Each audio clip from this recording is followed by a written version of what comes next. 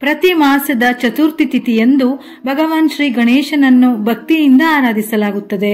ಹಾಗಾಗಿ ಪ್ರತಿ ತಿಂಗಳ ಕೃಷ್ಣ ಪಕ್ಷದ ಚತುರ್ಥಿ ದಿನಾಂಕವನ್ನು ಸಂಕಷ್ಟಹರ ಚತುರ್ಥಿ ಎಂದು ಕರೆಯಲಾಗುತ್ತದೆ.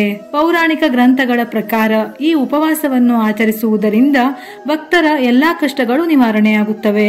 ಗಣೇಶನು ಜ್ಞಾನ ಮತ್ತು ಬುದ್ಧಿವಂತಿಕೆಯನ್ನು ನೀಡುತ್ತಾನೆ. ಹಾಗಾಗಿ ಅವನ ಅನುಗ್ರಹದಿಂದ ವ್ಯಕ್ತಿಯು ವೃತ್ತಿ ಜೀವನ ಮತ್ತು ಪ್ರತಿಯೊಂದರಲ್ಲೂ ಪ್ರಗತಿಯನ್ನು ಪಡೆಯುತ್ತಾನೆ. ಜೊತೆಗೆ ಗಣಪನನ್ನು ನಂಬಿದರೆ ಆತ ತನ್ನ ಭಕ್ತರ ಅಡೆತಡೆಗಳನ್ನು ನಿವಾರಣೆ ಮಾಡುತ್ತಾನೆ, ಎಂದಿಗೂ ಕೈಬಿಡುವುದಿಲ್ಲ. ನಾಳೆ ಮಾರ್ಚ್ 28 ಗುರುವಾರ ಸಂಕಷ್ಟಹರ ಚತುರ್ಥಿಯನ್ನು ಆಚರಿಸಲಾಗುತ್ತದೆ.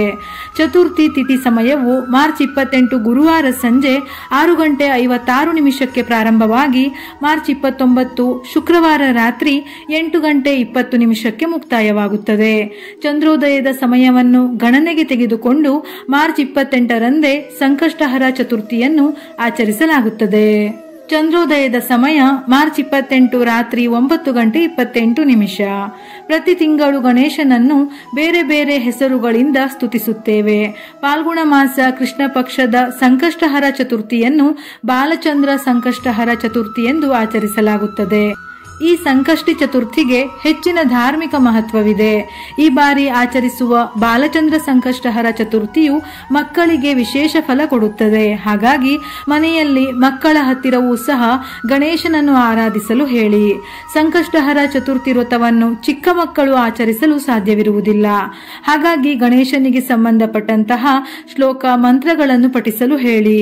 ಮಕ್ಕಳ ಕೈಯಲ್ಲಿ ನಿಮ್ಮ ಕೈಲಾದದ್ದು ಏನಾದರೂ ದಾನ ಮಾಡಿಸಿ. ಪೂಜೆಯ ಸಮಯದಲ್ಲಿ ಗಣೇಶನಿಗೆ ಸಂಬಂಧಪಟ್ಟ ಗಣೇಶ ಅಷ್ಟೋತ್ತರ, ಗಣಪತಿ ಉಪನಿಷತ್, ವೇದ ಮಂತ್ರಗಳನ್ನು ಪಠಿಸಬಹುದು. ಸಂಕಷ್ಟಹರ ಸ್ತೋತ್ರ, ವಕ್ರತುಂಡ ಮಹಾಕಾಯ ಅಥವಾ ಯಾವುದಾದರೂ ಗಣೇಶನಿಗೆ ಸಂಬಂಧಪಟ್ಟಂತಹ ಮಂತ್ರ ಶ್ಲೋಕಗಳನ್ನು ಸಂಕಷ್ಟಹರ ಚತುರ್ಥಿ ವೇಳೆ ಪಠಿಸಬಹುದು. ಇಲ್ಲವಾದರೆ ವಿಶೇಷವಾಗಿ ಓಂ ಬಾಲಚಂದ್ರಾಯೇ ನಮಃ ಈ ಶ್ಲೋಕವನ್ನು 21 ಬಾರಿ ಅಥವಾ 108 ಬಾರಿ ಪಠಿಸಬಹುದು. ಇದರ ಜೊತೆಯಲ್ಲಿ ಸಂಕಷ್ಟಹರ ಚತುರ್ಥಿ ವ್ರತದ ಕಥೆಯನ್ನು ತಪ್ಪದೆ ಈ ದಿನ ಓದಲೇಬೇಕು. ಈ ದಿನ ಗಣಪತಿಗೆ ಬಿಳಿ, ಕೆಂಪು, ಹಳದಿ ಬಣ್ಣದ ಹೂವುಗಳನ್ನು ಅರ್ಪಿಸಿದರೆ ಉತ್ತಮ. ಎಲ್ಲಕ್ಕಿಂತಲೂ ಎಕ್ಕದ ಹೂವಿದ್ದರೆ ಬಹಳ ಶ್ರೇಷ್ಠ. ಬಿಳಿ ಎಕ್ಕದ ಹೂವಿನ ಹಾರ, ಎಕ್ಕದ ಹೂವು ಅಥವಾ ಗರಿಕೆಯನ್ನು ಸಮರ್ಪಿಸಿ. ನೈವೇದ್ಯಕ್ಕೆ ಪಂಚಕಜ್ಜಾಯ, ಬಾಳೆಹಣ್ಣು, ಹಸಿ ಹಾಲು ಅಥವಾ ಬೆಲ್ಲವನ್ನು ಅರ್ಪಿಸಬಹುದು. 21 ಬಿಳಿ ಎಕ್ಕದ ಹೂವಿನ ಹಾರವನ್ನು ಮಾಡಿ ಗಣೇಶನಿಗೆ ಅರ್ಪಿಸಿದರೂ ಬಹಳ ಒಳ್ಳೆಯದು. ನಾಳೆಯ ದಿನ ವಿಶೇಷವಾಗಿ ಸಂಜೆಯ ಸಮಯದಲ್ಲಿ ಶುದ್ಧವಾದ 2 ವೀಳ್ಯದೆಲೆಗೆ ಅರಿಶಿನ ಕುಂಕುಮವನ್ನು ಹಚ್ಚಿ ಅಡಿಕೆಯನ್ನು ಇಟ್ಟು ಆ ವೀಳ್ಯದೆಲೆಯ ಮೇಲೆ ಕೊಬ್ಬರಿ ಎಣ್ಣೆ ಅಥವಾ ತುಪ್ಪದ ದೀಪವನ್ನು ಹಚ್ಚಬೇಕು. ಜ್ಯೋತಿಷ್ಯ ಶಾಸ್ತ್ರದ ಪ್ರಕಾರ ಹಸುವಿಗೆ ದೂರ್ವೆಯ ಹಸಿರು ಹುಲ್ಲನ್ನು ತಿನ್ನಿಸಿದರೆ ಮನೆಯಲ್ಲಿ ನಕಾರಾತ್ಮಕ ಶಕ್ತಿ ಇದ್ದರೆ ನಿವಾರಣೆ ಆಗುತ್ತದೆ. ಗಣೇಶನಿಗೆ 1 ಕರ್ಪೂರ ಮತ್ತು 6 ಲವಂಗವನ್ನು ಅರ್ಪಿಸಿ. ಇದರ ಜೊತೆಯಲ್ಲಿ ಕೆಂಪು ಮತ್ತು ಹಳದಿ ಮಿಶ್ರಿತ ಕಲವಾ ದಾರವನ್ನು ಗಣೇಶನ ಪಾದದಲ್ಲಿ ಇಟ್ಟು ಪೂಜಿಸಿ. ಪೂಜೆಯ ನಂತರ ಆ ಕಲವಾ ದಾರವನ್ನು ನಿಮ್ಮ ಕೈಯಲ್ಲಿ ಕಟ್ಟಿಕೊಳ್ಳಿ.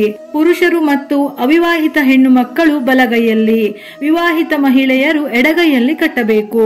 ಹೀಗೆ ಮಾಡುವುದರಿಂದ ಕೆಲಸದ ಸ್ಥಳದಲ್ಲಿ ನೀವು ಬಯಸಿದ ಯಶಸ್ಸನ್ನು ಪಡೆಯಬಹುದು. ಗಣೇಶ ಚಾಲಿಸಾವನ್ನು ಓದಿದರೆ ಎಲ್ಲಾ ರೀತಿಯ ದುಃಖಗಳಿಂದ ಮುಕ್ತಿ ಸಿಗುತ್ತದೆ.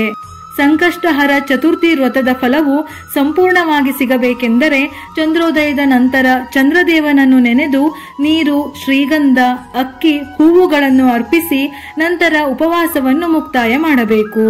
ಈ ದಿನ ಗಣಪನನ್ನು ಭಕ್ತಿಯಿಂದ ಪೂಜಿಸಿ ಉಪವಾಸವನ್ನು ಕಟ್ಟುನಿಟ್ಟಾಗಿ ಪಾಲಿಸಿದಲ್ಲಿ ಸಂತೋಷ, ಅದೃಷ್ಟ ಎಲ್ಲವೂ ದುಪ್ಪಟ್ಟಾಗುತ್ತದೆ.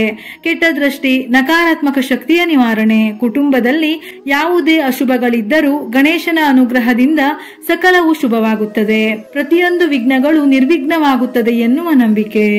ವಿಡಿಯೋ ಇಷ್ಟ ಆಗಿದ್ದಲ್ಲಿ ಮರೆಯದೆ ಲೈಕ್ ಮಾಡಿ, ನಮ್ಮ ಚಾನೆಲ್ ಅನ್ನು ಸಬ್ಸ್ಕ್ರೈಬ್ ಮಾಡಿ. ಇದೇ ರೀತಿಯ ಮನಮುಟ್ಟುವ ಉಪಯುಕ್ತ ಮಾಹಿತಿಗಳಿಗಾಗಿ ಮತ್ತೆ ಭೇಟಿಯಾಗೋಣ.